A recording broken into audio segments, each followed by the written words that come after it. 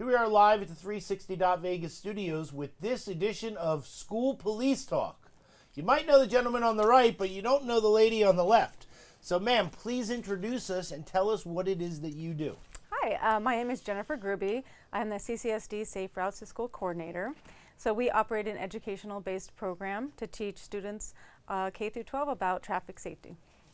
And you, sir, what is your name and tell us what it is that you do? Lieutenant Brian Zink. I'm the Operations Lieutenant for our Region 3, and I'm also the Public Information Officer for the School District Police Department, as well as our Community Relations Supervisor. And the district really can't control like what's happening out on the roadways. No, right? we can't. Right, No. right. But we can help by monitoring, educating our students and our staff members about what's in the bike racks. Right. So doing sweeps of the bike racks and informing administration whether there's we'll call it an illegal device or an e-motorcycle that could be an endangerment to a child. We want to definitely communicate that to schools. So. And then again, they're high theft items also. So if your kid's riding this thing to and from school, which they shouldn't be doing because they're not supposed to be on them anyways, there's always the potential that they could be stolen. And then, you know, whether or not it's a crime that we can investigate and determine who stole it or not, we're going to do it. But again, it's another high property item that, you know, shouldn't be brought to the school and locked in the bike rack. It should be left at home and enjoyed on the weekends or after school. Something I'm sure is going to come up in the future, because the battery to these things, right? Or some of them are combustible or flammable.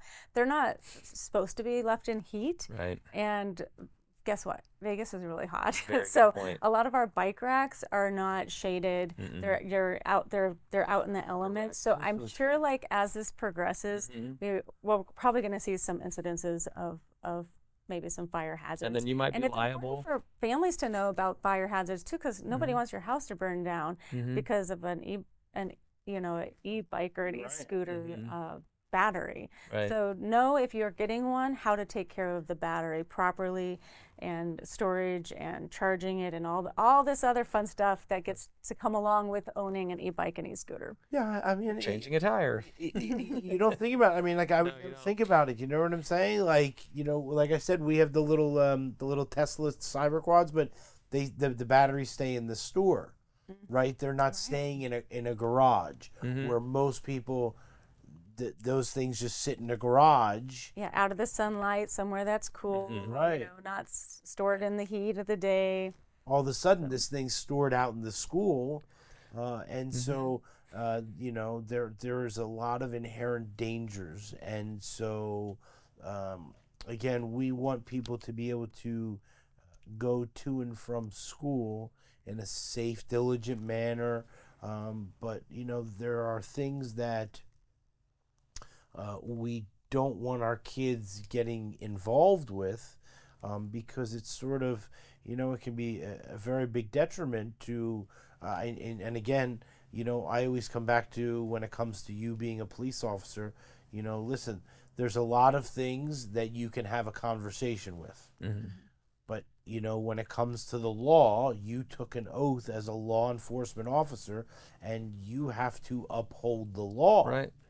Yeah. And so sometimes it's not fun. And so the thing is that it's very important that the children and or young adults don't want to have any type of problems that may, you know, hurt them later on in the future. Right. And so, you know, that's very important. You mentioned about the